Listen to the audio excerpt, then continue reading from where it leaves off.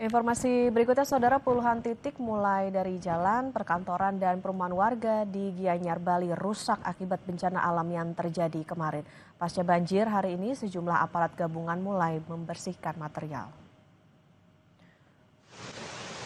Upaya pembersihan pasca hujan deras dan banjir ini terutama yang terjadi di fasilitas umum seperti jalan raya demi kelancaran kegiatan masyarakat. Sekda Kabupaten Gianyar, I Gusti Bagus Adi Widya Utama, memimpin pembersihan Kamis pagi. Dengan menggunakan alat berat dan mengerahkan personel, ditargetkan seluruh titik bencana bisa tertangani dengan cepat. Di Gianyar, Bali sendiri, ada 55 laporan bencana, baik yang berskala kecil, sedang, dan besar pasca hujan deras kemarin. Daerah TNI, Polri langsung dengan cepat membantu masyarakat untuk segera bisa menuntaskan bencana ini. Kami sedang dalam proses pengangkutan tanah dan pembersihan dibantu oleh TNI dan juga Polsek ini, sehingga yang berharap di sebagian ini masyarakat agak berhati-hati menjaga diri supaya tidak terjadi korban jiwa. Puluhan pengungsi korban banjir Denpasar, Bali masih bertahan di posko pengungsian. Sebagian mereka mulai mengeluhkan kondisi kesehatan yang menurun akibat stres pasca kejadian tempat tinggal mereka yang terendam banjir. Sejumlah pengungsi pun menjalani cek kesehatan oleh petugas. Kebanyakan mereka mengeluhkan pusing karena tensi rendah akibat kepikiran pasca kejadian banjir. Saat ini, para korban banjir masih tersebar di sejumlah titik pengungsian yang ada di 4 kecamatan di kota Denpasar. Ini pada sakit tanganku ini. Masih cepet-cepet sedikit ya. Ini makanya minta obat saya ke. Jadi tadi cek kesehatan gitu ya? Iya. Karena stres itu jadi tensinya langsung tinggi.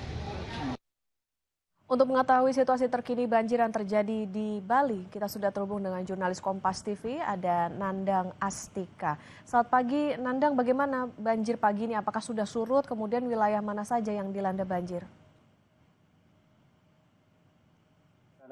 Bisa saya sampaikan memang pada saat hari ini kondisi banjir sudah berangsur surut, namun di beberapa tempat masih terdapat genangan-genangan seperti itu. Jadi misalkan yang kemarin sempat terjadi banjir parah di Pasar Badung dan Pasar, hingga saat ini di basement Pasar Badung itu juga masih terdapat genangan dan masih dilakukan upaya untuk penyedotan seperti itu. Selain di Kabupaten Denpasar, di sejumlah titik di beberapa kabupaten, misalkan seperti di Karangasem maupun di Jemberana, Bali, itu juga masih terdapat beberapa titik yang kondisi banjirnya juga masih bergenang seperti itu, Okta. Ada yang sudah surut di beberapa titik tetapi masih ada yang tergenang. Lantas Nandang, bagaimana dengan pengungsian di sana? Apa saja yang dibutuhkan warga saat ini? Iya, untuk saat ini di pengungsian memang khususnya di Kota Denpasar tersebar di beberapa titik pengungsian. Salah satunya yang ada di Kecamatan Denpasar Timur. Tepatnya saya melaporkan saat ini berada di Banjar Tepati, Desa Kesiman, Kertalangu. Di sini ada sekitar 54 pengungsi dari warga yang kemarin terdampak banjir. Kebanyakan mereka masih enggan dan agak khawatir ketika harus kembali ke rumah masing-masing karena mereka menyampaikan bahwa kondisi banjir kemarin cukup mengagetkan dan mengkhawatirkan bagi mereka.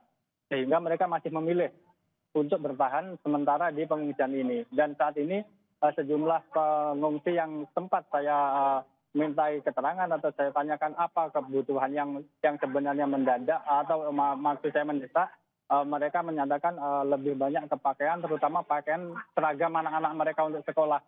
Jadi karena kondisi ketinggian air yang mencapai 2 meter, seluruh perabotan rumah tangga mereka, pakaian dan alat-alat sekolah itu terendam banjir seperti itu, Oke, kebutuhan sandang maupun juga logistik lainnya sangat dibutuhkan oleh pengungsi saat ini. Nandang, dikatakan tadi ada sejumlah keluhan yang disebutkan oleh warga korban banjir ini. Lantas penanganannya seperti apa yang paling dibutuhkan saat ini? Ya, untuk saat ini pengamanan kalau untuk di pengungsian memang saya sudah melihat kebutuhan pangan sudah cukup mencukupi ya. Jadi artinya sudah banyak kebutuhan pangan termasuk dari makanan nasi dan lain sebagainya ataupun makanan ringan seperti itu sudah ada, dan kemudian juga obat-obatan yang termasuk tenaga kesehatan yang tadi juga melakukan pengecekan kesehatan kepada para pengungsi itu sementara sudah terlihat mencukupi untuk di posko pengungsian. Dan juga untuk penanganan banjirnya memang di beberapa titik yang masih tergenang, baik itu tergenang air maupun sisa-sisa lumpur banjir, juga sudah mulai dilakukan pembersihan. Termasuk tadi malam Kepala BNPB langsung bersama Gubernur Bali meninjau lokasi di Pasar Badung, dan pada saat dilakukan penyedotan di kawasan basement di Pasar Badung. Seperti itu, Okta.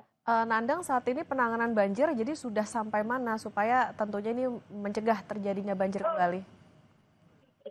Ya, Okta. Jadi untuk penanganan banjir memang hingga saat ini di kawasan hulu ataupun di kawasan sungai yang mengalir menuju ke Kota Denpasar itu kondisinya masih relatif tinggi ya, namun tidak seperti pada saat kejadian hari kemarin, dan petugas pun juga masih melakukan koordinasi mengenai untuk menjaga aliran sungai biar lebih lancar dan tidak tersumbat. Memang kondisinya pasca banjir ini sejumlah sungai yang mengalir di kawasan Kota Denpasar dipenuhi banyak sampah, sehingga itu juga mengkhawatirkan ketika terjadi hujan kembali sampah-sampah tersebut menyumbat aliran sungai yang ya semoga diharapkan tidak bisa kembali meluap ke pemukiman warga seperti itu, Okta. Baik, terima kasih Jurnalis Kompas TV Nandang Astika melaporkan dari Denpasar, Bali.